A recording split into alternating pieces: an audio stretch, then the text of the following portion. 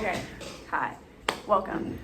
Here I have two religious individuals to give their perspective on this topic, because the clip I did before was two non-religious people. Was it? Okay. Yeah. So, I'm a Christian. I'm not Muslim. Wait, I have a question first. What? Yeah. Wait, so it was like saying that the mosques were being like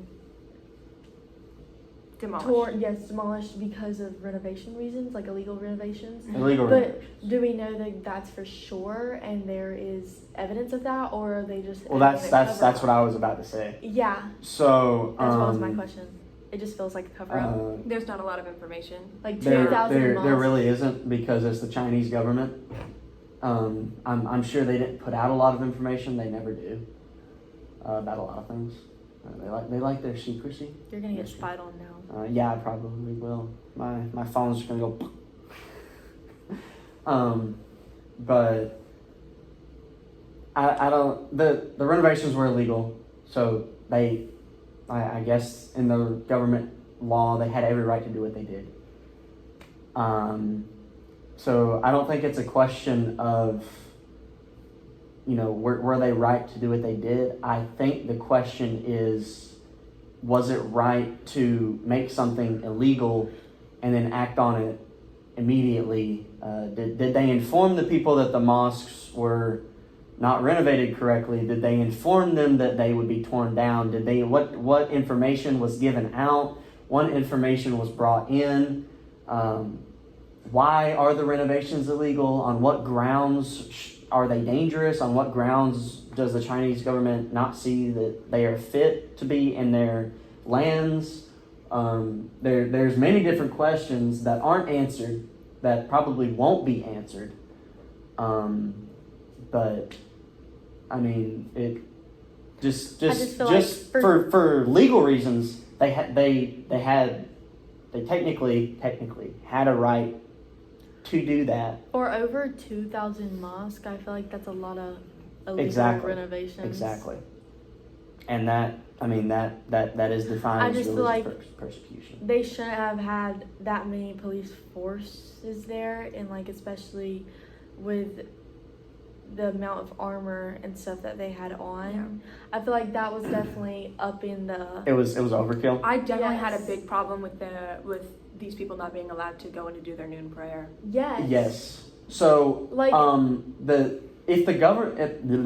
if the mosque has been standing for the past 3 years, because it was enacted in 2020, if they've been standing for 3 years, I think it would have been okay if they could have went in and done their noon prayer for an hour, or at least I don't know how long. Give them a different option to do their prayer. You know what I mean? Like take them to a safe building. Like allow that travel communication to happen and take place. Be like, hey, listen, this one isn't safe anymore. Yeah. I'm so sorry, but can you please move over to this one, which is safe? But I feel like they also don't have that many safe ones anymore because the illegal renovations. Exactly. And that is religious persecution, because China has a very long, very bloody history of persecuting their Muslim population. Yes. The Chinese internment camps, like they let's not forget about those. Throw smoke bombs into the mosque and everything like that. Yeah. There's videos of that going around. If I'm not mistaken, don't Muslim mosques aren't they traditionally built in a specific way, or a number of specific ways? They are? Okay. So I feel like there's definitely some restrictions on the renovations that can take place. If the renovations are legal and that's how in tradition they do that, then that is religious persecution. Yeah. And if they have been built like that for thousands of years, it's safe. I'm sure that, especially with modern technology, we can somehow find a way to reinforce the buildings. Do you think that other nations have a responsibility to respond? I think with the United Nations, the United Nations, do you know what that is? Yes. I feel like definitely with the religious persecution, part of it, I feel like other nations do have the right to respond. Do they have the right? Yeah, should they? No. Should they? Why Should not? they? I think you're So, wrong. well, they should help the Muslims, if they so choose, exit the country at the border. They should help them then.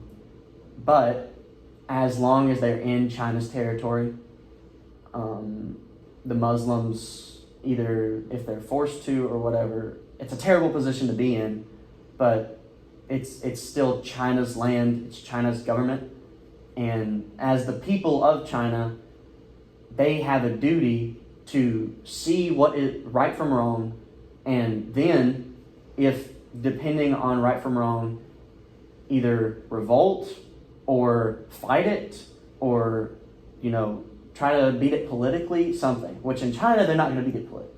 Let's just I think face with it the right now. United Nations going in, there's different aid that they can offer, and I feel like one type of aid that they could offer is rebuilding the mosque. That way, in no way, shape, or form, the Chinese government can be like, "Hey, this is unfit to pray in." Do you understand what I'm saying? Okay, that way, they should aid. Yes. yes, that But- way they cannot. They literally cannot say these mosques are unsafe. Yeah. Because So- they are, because the United Nations came in and fixed them. So they should aid, but they should not go in and try to change, Yes. because it's not their government. It's not their laws. It's not their government. It's not their domain. I think you're right, but I do feel strongly that they should be. They should aid them. Yes. Yes, I would agree. Yes. Of course, and yes, like you said, offer them a way out of the country, offer them a way to seek asylum, maybe even like hire somebody to stand guard at the mosque to help people go in and help. Oh, I just feel like they should have, then you can have conflicting governments, and then that can start. I just feel headbutting. like there should be protection of the Muslims. And that's something that United Nations can do. There should be, Yes. but in China, evidently there isn't, Yes. and we can't do anything about that. United Nations can, though. Under what domain?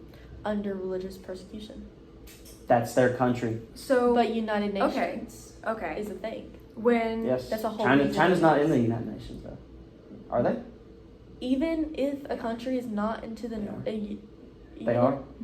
Okay. Okay. That changes things, and I thought they weren't. there's a I'm difference sorry. between the United Nations and the European Union. You should Google it to make sure I'm saying this correctly, but they're not a part of the European Union, but they are a part of the United Nations. Okay. And So I how feel- does that change what you're saying? I think I would like to propose a question. What makes this any different from the reasons that actually we only have 2 minutes left? Well, just keep going. We have till 11:20. You have to 11. What do you mean you have to 11:20? That's whenever we have to be to class. 11:20. Oh, yeah, but I'm upstairs. It takes like 2 minutes. So, here, we're wasting time. Just keep going. Yeah, Just okay, keep going. okay. Just ask Okay. it. Just ask the question, we'll answer it. Okay, so when America invaded Vietnam and North Korea, or not just North Korea, but all of Korea, this persecution of a people was part of their reason.